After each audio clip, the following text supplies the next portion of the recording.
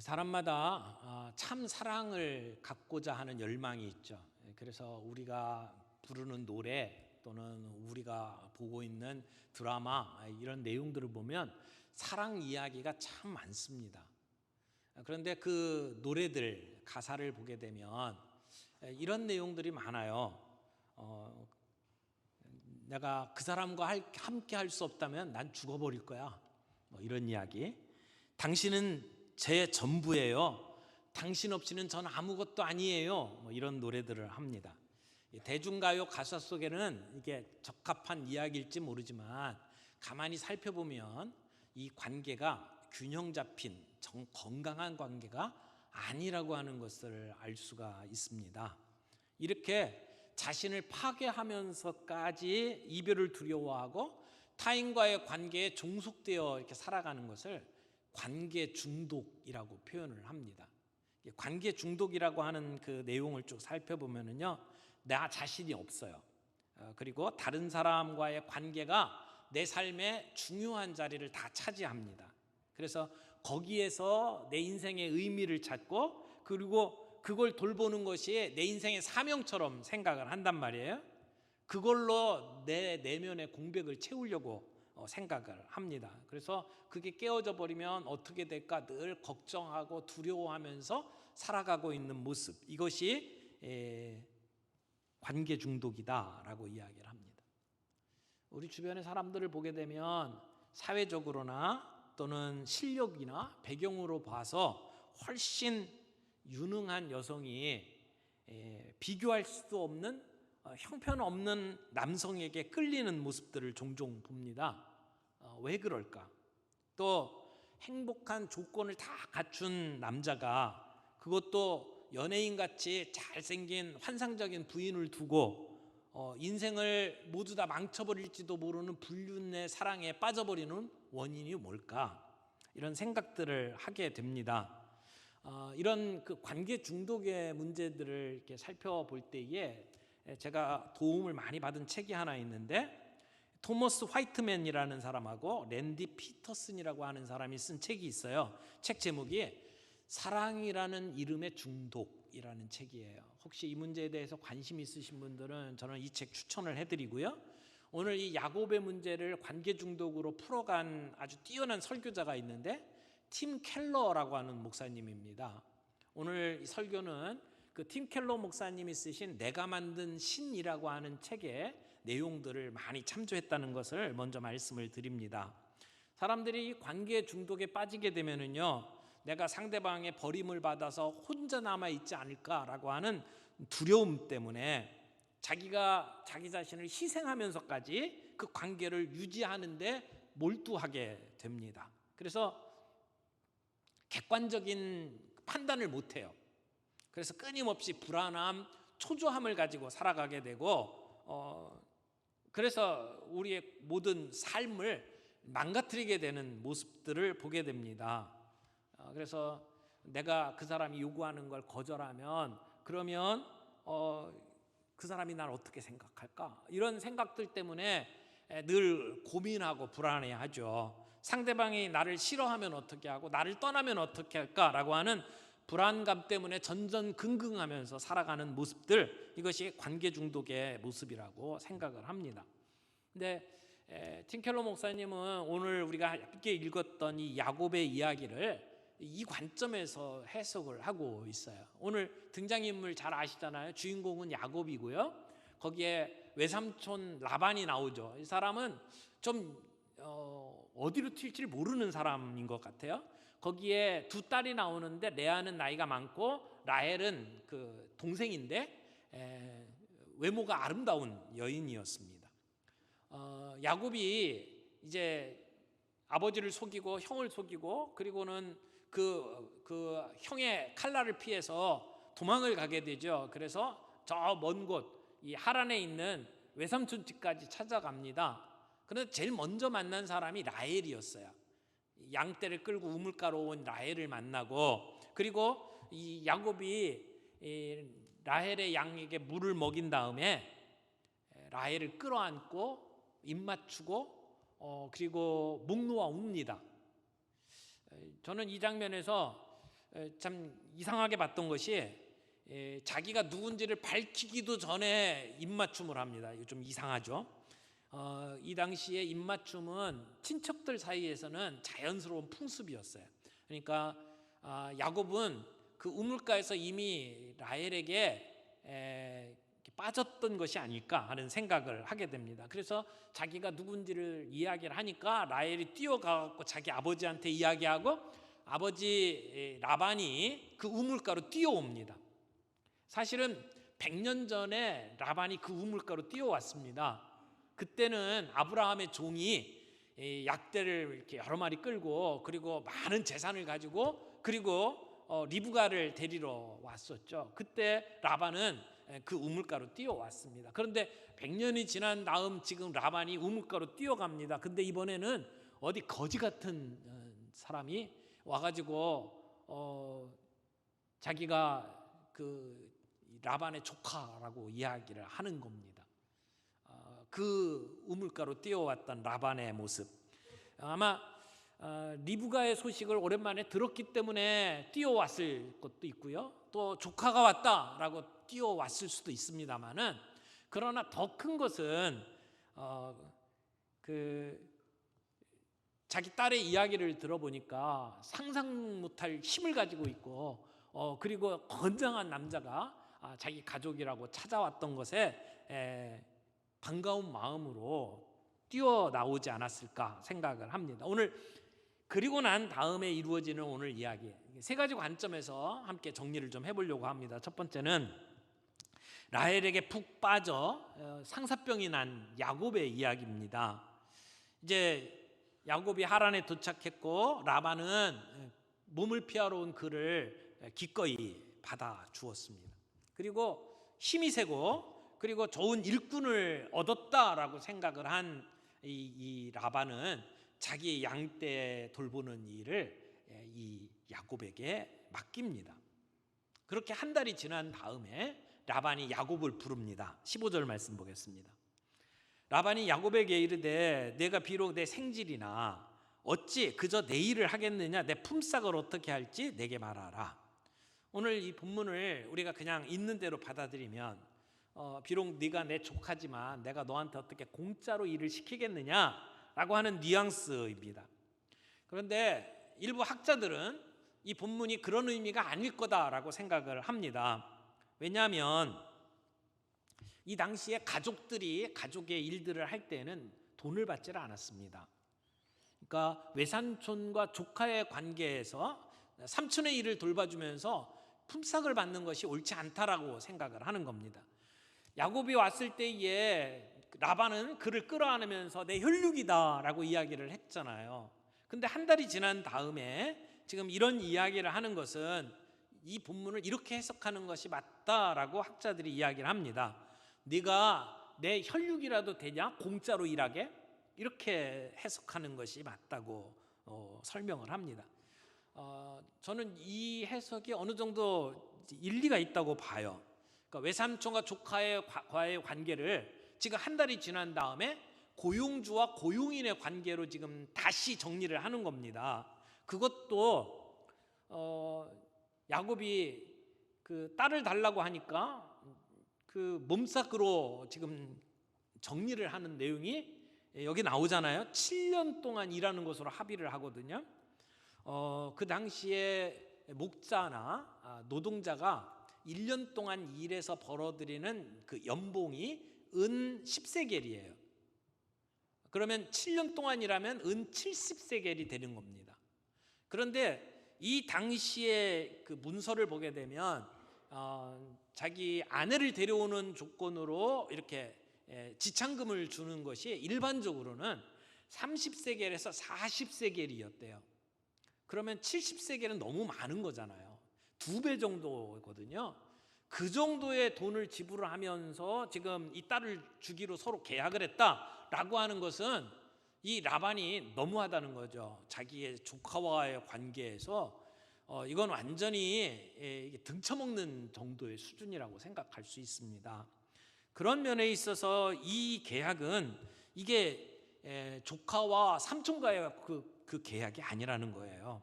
그런 의미에서 앞에서 이야기했던 것이 네가 내 혈육이라도 되냐 공짜로 일하게 라고 하는 해석이 타당성이 있다고 보여지는 겁니다. 그런데 지금 삼촌과의 이야기 속에서 야곱은 내가 라헬을 위해서 7년 동안 일하겠습니다 라고 합의를 한단 말이에요. 지금 야곱이 원한 것은 딱 하나밖에 없어요. 라헬. 내가 우물가에서 만났고 이미 내 마음을 빼앗겼고 그 아름다운 그 라헬의 모습만 볼 때마다 뭐 견딜 수가 없는 거죠. 그래서 라헬을 얻기 위해서는 내가 무슨 일이라도 하겠다라고 생각을 하는 겁니다. 그래서 7년 동안 일하고 라헬을 아내로 얻기로 그렇게 약속을 합니다. 근데 이 이야기의 흐름을 보게 되면 이런 흐름이에요. 야곱은 지금까지 자기가 원하는 것을 얻기 위해서는 무슨 짓이든 했던 사람이에요. 그 축복을 내 것으로 만들기 위해서 눈먼 아버지를 속였어요. 그리고 형을 속였죠. 그리고 그 일이 아무렇지도 않은 사람이었단 말이에요. 그런데 오늘 여기 삼촌 집에 와가지고 드디어 자기보다 높은 고수를 만난 거예요. 임자를 만난 거죠. 야곱은 다른 사람을 등쳐먹는 일에 일가견이 있던 사람인데 자기보다 한 수 높은 사람을 오늘 만난 거예요. 그래서 아내를 데려오는 그 값으로 보통보다 2배 이상을 주면서 자기가 지금 이 집에 종살이를 하겠다고 계약을 하는 것이죠. 라반이 진짜 좋은 외삼촌이었다면 돈을 요구하지 않고 야곱에게 라헬을 줬어야만 합니다. 근데 라반은 돈밖에 모르는 사람이었습니다. 딸을 자기 부를 축적하는 수단으로 생각했던 사람이에요. 딸들도 아버지가 어떤 존재인지를 알았어요.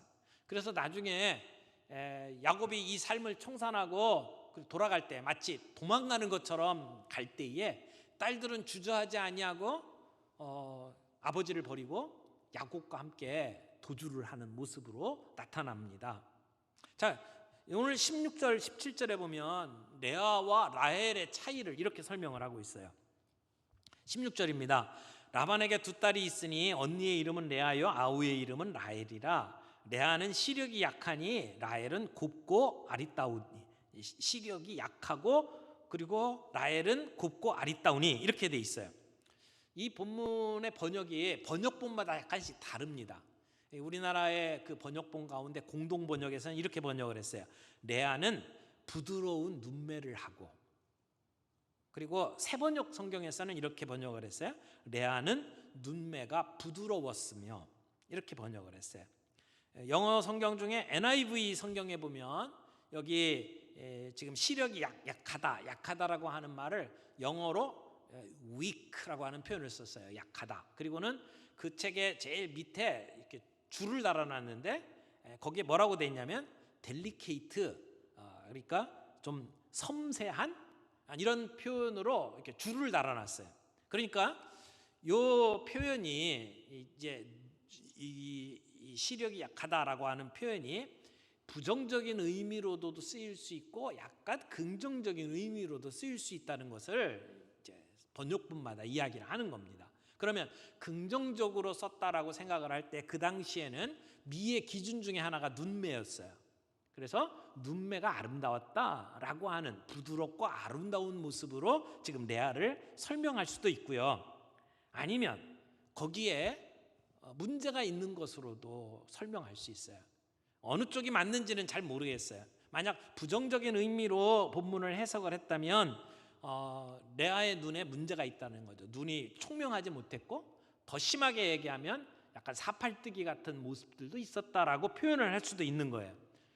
그래서 레아는 이런 약점이 있었고 그다음에 라헬은 아름다웠다라고 표현을 하든지, 아니면 레아는 그냥 눈만 봐줄 수 있는 정도였는데 라헬은 몸매도 괜찮았고 예뻤다라고 지금 비교하면서 설명하고 있다고 보여집니다. 그렇게 보면 라헬은 상당히 말괄량의 기질을 가지고 활동적인 그 여인이었고, 레아는 좀 이제 여성적이었고 약간은 좀 의기소침한 그러한 분위기를 가지고 있는 여인으로 설명을 할 수가 있습니다.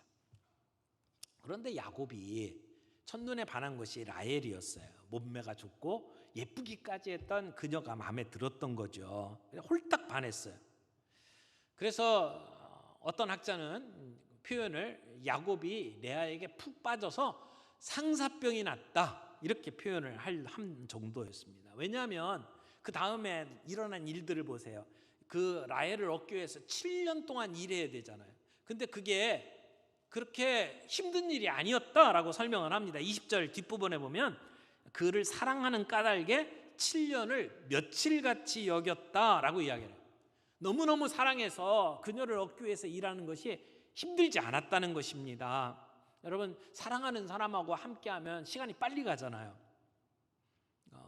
우리 그 표현 중에 눈에 콩깍지가 씌웠다라고 표현을 하는 것도 같은 의미라고 생각을 합니다.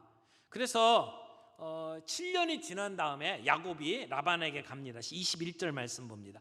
야곱이 라반에게 이르되 내 기한이 찼으니 내 아내를 내게 주소서 내가 그에게 들어가겠나이다. 여기 그에게 들어가겠나이다 라고 하는 말로 우리말에는 번역이 아주 차분하게 되어 있는데, 근데 히브리어 성경의 이 문구는 굉장히 노골적인 성적인 표현이다 이렇게 이야기를 합니다. 그러니까 내가 따님과 어서 결혼을 하고 첫날 밤을 치르고 싶습니다. 당장 이제는 내어놓으십시오. 이렇게 이야기를 하는 거예요. 그러니까 야곱은 기다릴 만큼 기다렸다는 거예요. 감정적으로 열정적으로 온통 라헬에게 지금 쏠려 있는 그러한 모습을 보여주는 겁니다. 여러분, 야곱이 지금 사랑을 위해서 모든 걸 걸었어요. 그런데 이 이야기가 쓰여져 있던 그 고대에는 사실은 사랑을 위해서 결혼을 하는 것보다는 높은 지위를 얻기 위해서 결혼하는 것이 일반적이었어요. 지금 야곱은 굉장히 독특한 결혼을 하고 있는 겁니다. 지금 사랑, 로맨스를 위해서 자기의 모든 것을 걸고 그리고 지금 달려들고 있는 이 야곱의 모습을 보면서 야곱이 왜 이럴까? 야곱이 왜 이렇게 여기에 마음을 쏟을까? 왜 그랬을까요? 팀 켈러 목사님은 이 야곱의 정신 상태를 이렇게 표현했어요. 그는 공허했다. 지금까지 아버지에게 사랑받은 적이 없어요. 아버지는 아주 대놓고 형을 편애했습니다. 그리고 자기의 정신적인 지주였던 어머니를 떠나야만 했어요. 모든 걸 잃어버린 거죠. 그 공허했던 그의 삶. 그러던 차에 이렇게 아름다운 처자를 만나게 되고 그에게 자기의 인생을 몰빵한 거예요. 내가 이 여자만 얻으면 내 인생 펴겠구나. 내가 지금까지 힘들고 그리고 마음이 공허했는데 이 여자만 차지하면 내 인생은 달라지겠구나 라고 생각을 했던 것이죠. 그래서 그는 그 사랑 때문에 지금 결혼을 하겠다고 나선 것이었습니다. 어네스트 베커라고 하는 사람이 이런 얘기를 했어요. 사람들이 하나님을 믿는 신앙을 잃고 나서 그에 대처하면서 살아온 방식을 설명을 하는데 그것이 로맨스다. 내가 하나님을 믿고 하나님에게서 얻어야 될 것들이 이게 제대로 채워지지 못하면 사람들은 그것을 로맨스에서 얻으려고 한다. 이렇게 정리를 했는데 맞는 이야기인 것 같아요. 인간의 삶의 의미를 우리는 하나님에서 찾아야 하는 존재입니다. 하나님은 우리를 그렇게 지으셨어요. 하나님의 형상으로. 그런데 우리가 하나님을 통해서 얻어야 될 것을 얻지 못하니까 우리 내면에 깊숙한 그 공허함을 이런 대상을 통해서 얻으려고 하는 경향이 있다는 것이죠. 그렇게 되면 우리가 추구하는 그 대상이 하나님이 돼버리는 거예요. 그것을 우리는 우상이라고 이야기를 합니다. 야곱에게 있어서 이 라헬은 단순한 아내가 아닙니다. 단순한 연인이 아닙니다. 자기의 인생의 문제를 해결해 줄 수 있는 구원자였습니다. 하나님의 자리에 놓은 것이죠. 그런 의미에서 지금 야곱의 사랑은 사랑이라는 이름을 가지고 있지만 그것은 우상숭배다. 그렇게 정리할 수 있다는 것입니다. 그래서 두 번째 제목을 그렇게 정리를 했습니다. 사랑이라는 이름의 우상숭배, 이렇게 표현했죠. 위험한 사랑 중독으로 설명을 한 것이죠. 여러분, 야곱은 내면이 공허했기 때문에 로맨틱한 사랑이라는 이 우상숭배에 빠지게 되었어요.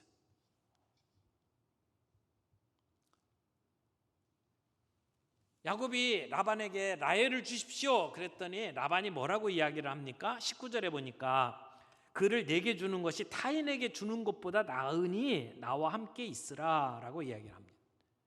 근데 이 말이 참 애매해요. 그렇다고 완전히 허락을 한 게 아니에요. 다른 사람에게 주는 것보다 너에게 주는 것이 좋지 않겠냐, 이런 얘기죠. 그 얘기를 야곱은 허락으로 받아들이고 7년 동안 그의 종살이를 합니다. 그리고 7년이 지난 다음에 딸을 달라고 이야기하고 이제 잔치를 베풀죠. 라반은 온 동네 사람들을 다 모으고 잔치를 베풉니다. 그 당시에 결혼식은 동네 행사였어요. 그래서 모든 사람을 다 불러서 아주 성대하게 결혼식을 치렀습니다. 그런데 이 공적인 잔치 기간 동안에 신부는 이 베일로 얼굴을 가려야 했습니다. 면사포를 써가지고 얼굴을 보여주지를 않았습니다. 그리고 그 사이에는 서로 말도 못했을 거예요. 그리고 그런 잔치에서 야곱은 7년 동안 종살이를 하고 드디어 내가 성공했다 생각을 하고 아마 만취했을 거라고 생각을 합니다. 성경에 야곱이 취했다라고 하는 표현은 없지만 그가 잠자리를 하고 난 다음에 그 옆에 누웠던 신부가 라헬이 아니라 레아였다는 것을 그 다음날 아침에 알잖아요. 어떻게 그게 가능합니까? 설명할 수 있는 길은 그가 만취했다는 것으로밖에 해석이 안 됩니다.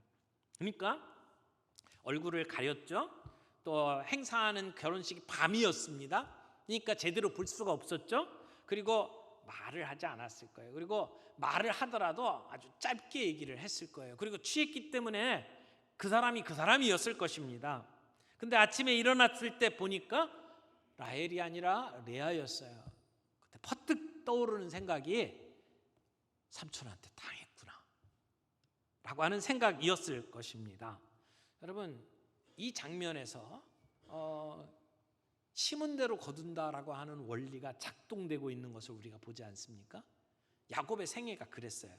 근데 자기가 했던 똑같은 일을 이제 자기가 당하고 있습니다. 따지는 야곱에게 라반이 뭐라고 이야기를 합니까? 우리 동네에서는 첫째가 먼저 시집을 가야 된다는 겁니다. 첫째가 결혼도 안 했는데 둘째 주는 법이 없다는 거예요. 물론 그게 그 당시에 관례였을 수 있습니다. 그러나 그렇다면 라반이 야곱에게 먼저 얘기를 했어야죠. 아무 소리도 안 하고 있다가 결혼식이 끝난 다음에 그 얘기를 하면 안 되지요. 그런 면에 있어서 라반은 사기꾼입니다. 그렇게밖에 얘기할 수가 없어요. 왜 라반은 야곱에게 그 얘기를 해주지 않았을까요? 몇 가지 가능한 시나리오가 있어요. 야곱을 계속 묶어두기 위해서. 또 하나의 가능성이 있는 시나리오는 레아가 결혼할 방법이 없다고 생각을 하고 이렇게라도 해서 레아부터 결혼을 시켜야겠다라고 생각을 했기 때문이라고 보여집니다. 그렇게 오리발을 내미는 라반에게 야곱은 또 계약을 하죠. 지금 라반이 뭐라고 이야기를 하냐면 내가 7일을 지나면 둘째도 너에게 주겠다. 그런데 그 라헬을 얻기 위해서 7년을 일해라. 지금 7년을 일했는데 앞으로도 7년을 일하라고 하는 겁니다. 그래서 결국은 레아와 결혼을 하고 7일 후에 또 결혼을 하죠. 그래서 두 아내를 얻게 됩니다. 그리고는 그 14년 일하면서 두 아내를 얻게 되는 그런 내용으로 오늘 이야기가 진행이 되죠. 여기 야곱이 와서 외삼촌이 어떻게 나를 속일 수 있습니까? 라고 할 때 그 속인다는 얘기가 앞에서도 사용되었습니다. 언제? 아버지를 속일 때. 성경에서 똑같은 단어를 가지고 사용을 했어요. 유대인 랍비가 이 지금 본문을 가지고 주해를 하면서 상상을 했어요. 그리고 이 야곱과 레아 사이에 어떤 대화가 오고 갔는지를 이렇게 적어 놓은 게 있는데, 거기에 보니까 이렇게 이야기를 해요. 야곱이 그 다음날 아침에 레아에게 이렇게 얘기를 합니다. 아니, 나는 어둠 속에서 라헬을 불렀는데 당신이 대답을 했어. 도대체 나에게 왜 그런 것이오? 라고 물었대요. 그랬더니 레아가 야곱에게 이렇게 대답을 했답니다. 당신의 아버지는 어둠 속에서 에서를 불렀는데 당신이 대답했어요. 도대체 당신은 아버지에게 왜 그랬나요? 이렇게 이야기를 했다는 겁니다. 그 이야기를 듣고 야곱의 분노가 사라졌다. 이게 유대인 랍비의 해석입니다. 뭐 상상으로 이야기를 한 것입니다만 일리가 있지 않습니까? 야곱이 이 일을 당하고 난 다음에 다시 7년을 계약하고 또 종살이를 할 수 있었던 것은, 그리고 레아를 다시 돌려보낼 수 있어요. 내가 원했던 결혼이 아니다 그러면서 그 결혼을 파기할 수 있었을 겁니다. 그런데 데리고 삽니다. 그럴 수 있었던 그 이유를 설명하는데 야곱이 아마 그 아침에 깨달았을 겁니다. 내가 내 축복을 거머쥐겠다고 형을 속이고 아버지를 속였을 때에 그 아버지의 마음이 어땠을지를 그때 느꼈을 거라는 거죠. 자기가 했던 행동의 결과가 무엇인지를 그때 깨달았다는 겁니다. 지금 야곱은 자기가 저질렀던 똑같은 방식으로 지금 당하고 있는 모습을 보게 됩니다. 오늘 이 이야기를 정리를 하면서 야곱에게 있어서 라헬은 단순한 아내가 아니었다. 그에게 구원자였다. 하나님의 자리를 차지하는 것이었다. 그런 의미에서 야곱은 지금 우상 숭배자였다라고 말을 하는 겁니다. 세 번째 정리할 것은 실망과 환멸뿐인 우리의 인생의 현실의 모습을 오늘 이 본문 안에서 우리가 보게 됩니다. 여러분, 성경에서 우리가 계속해서 보게 되는 것은 우리 인간이 얼마나 연약하냐라고 하는 거예요. 지금 창세기에서 보여주는 것이 아브라함, 이삭, 야곱의 이야기잖아요. 그러면 이 유대인들에게 있어서는 이 존재는 굉장한 존재입니다. 믿음의 조상, 영웅입니다. 근데 그들의 스토리를 보게 되면 영웅적인 이야기가 아닙니다. 나약한 인간의 모습을 보여주고 있습니다. 성경이 우리에게 보여주는 인간의 모습이 뭡니까? 로마서에서 이야기하죠. 의인은 없다. 하나도 없다. 우리 인간들에게 깨닫는 자도 없고 하나님을 찾는 자도 없다고 이야기를 해요. 그것이 우리 인간의 모습입니다. 절망적인 상태의 모습입니다. 그런 인간을 구원하시기 위해서 이 땅에 예수 그리스도께서 오신 겁니다. 이걸 우리는 하나님의 은혜라고 이야기를 합니다. 그럼 오늘 이 야곱의 이야기 가운데서 우리가 얻을 수 있는 진리가 뭡니까? 우리의 인생이 이와 같다는 겁니다. 우리가 하나님을 붙들고 있지 않는다면 우리의 인생은 늘 실망과 환멸의 연속일 수밖에 없다라고 하는 사실을 보여주는 것이죠. 오늘 본문 말씀에 보니까 이렇게 이야기를 합니다. 야곱이 아침에 보니 레아라.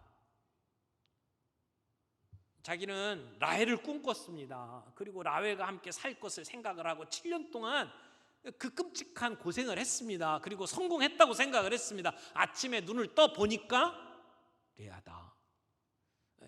이 히브리어 성경에 보면 순서가 이렇게 돼 있어요. 아침이었다, 보았다, 레아였다. 이게 인생의 모습이라는 것입니다. 에덴 동산 이후에 인류가 경험해온 인생에 대한 실망과 환멸의 축소판이다. 아침이었다, 보았다, 레아였다. 여러분, 아침이 되고 그리고 그 여자가 레아인 것이 밝혀집니다. 그리고 자초지종을 알게 되죠. 그리고 나서 야곱은 또 7일을 지난 뒤에 자기가 원했던 아내 라헬을 얻게 되고 또 7년을 종살이를 하게 됩니다. 여러분, C.S. 루이스가 순전한 기독교라는 책에서 이런 이야기를 했어요. 우리는 이 세상에서 뭔가 얻을 수 있는 것을 간절히 바라면서 살아갑니다. 그래서 우리는 처음 사랑에 빠졌을 때, 또는 멋지고 아름다운 어떤 장소에 갔을 때, 여행을 갔을 때, 또 우리가 뭔가 원했던 것들을 배웠을 때 우리 안에 뭔가 채워지는 것을 느끼는데, 그러나 그 채워지는 느낌, 사랑하는 여인을 만나고 남자를 만나고, 또 내가 생각도 못했던 아름다운 장면을 보게 되고, 이런 일들을 했을 때 우리가 뭔가 채워지는 느낌을 받지만 그것이 완전히 채워지는 것은 아니라는 것입니다. 어딘가 부족하다는 거예요. 우리의 배우자가 정말 훌륭한 사람일 수 있고, 우리가 머무는 곳의 경치가 정말 아름다운 곳이고, 우리가 머무는 호텔이 정말 좋은 곳이라 할지라도 뭔가 다 채워지는 것이 아니라고 하는 것이죠. 우리가 야곱처럼 결혼해서 내 인생의 그 빈자리를 다 그 사람을 통해서 채우려고 한다면 결국 그 배우자는 우리의 기대 때문에 짓눌려서 쓰러지게 될 것이다.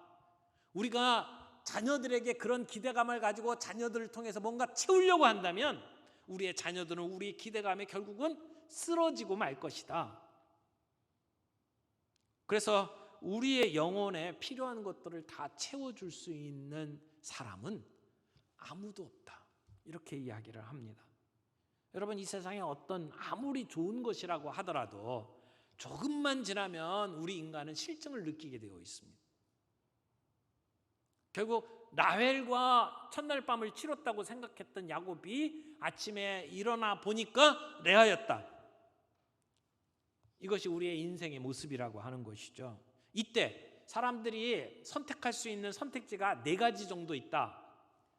팀 켈러가 이야기를 합니다. 첫 번째 선택지, 나를 실망시킨 그 대상을 탓하면서 더 나은 대상으로 옮겨간다. 이제 이것은 이걸 생각을 했다가 아니니까 또 다른 걸 찾아가는 거죠. 이게 우상숭배를 계속 해나가는 길입니다. 중독에 빠진 거죠. 대상만 바꿨지 계속해서 우상숭배를 하는 거죠. 두 번째, 나를 탓하면서 자책하는 것이다. 이 문제는 다 내가 바보 같아서 그렇게 된 거야 라고 생각하고 자기를 탓하고 혐오하는 거죠. 세 번째, 이 세상을 탓하며 모두를 다 싸잡아 저주한다. 세상이 악한 거다라고 생각을 하고 냉소적이 되고 공허한 인생을 살아가는 길. 그러나 4번째 방법이 있다. 내 삶의 초점을 하나님께 돌리는 거다. 여러분, 내가 배우자를 통해서, 내가 자녀를 통해서, 내가 이 땅에 어떤 성공을 통해서 뭔가를 채우려고 했는데 채워지지 않는다. 그 얘기는 우리는 그것들로 채움받을 수 없는 존재라고 하는 것을 이야기하는 거잖아요. 하나님은 우리를 그런 것들로 채워지는 존재로 짓지 않으셨어요. 하나님은 우리를 하나님의 형상으로 지으셨어요. 그래서 우리의 내면의 그 공허함은 오직 하나님으로밖에는 채울 수가 없습니다. 오늘 우리는 그런 존재로 지음받았습니다. 그래서 오늘 야곱처럼 내 삶에 뭔가가 채워지면 내가 행복할 텐데 이렇게 생각을 하고 있는 뭔가가 있습니까? 이게 없으면 안 돼라고 부들부들 떠는 그 무엇이 있습니까? 그것이 여러분의 배우자입니까? 연애하는, 사랑하는 누구입니까? 아니면 여러분의 자녀입니까? 그게 아닐 수도 있어요. 여러분들이 좋아하는 어떤 운동이나 취미생활일 수도 있고요. 그리고 여러분의 학위나 성공이나 이런 것일 수도 있습니다. 그러나 우리가 그런 것들로 내 마음을 채우려고 해도 내 마음 채워지지 않습니다. 하나님은 그런 것들로 채움받을 수 있는 존재로 우리를 짓지 않으셨기 때문입니다. 우리는 하나님의 형상으로 지음받은 존재입니다.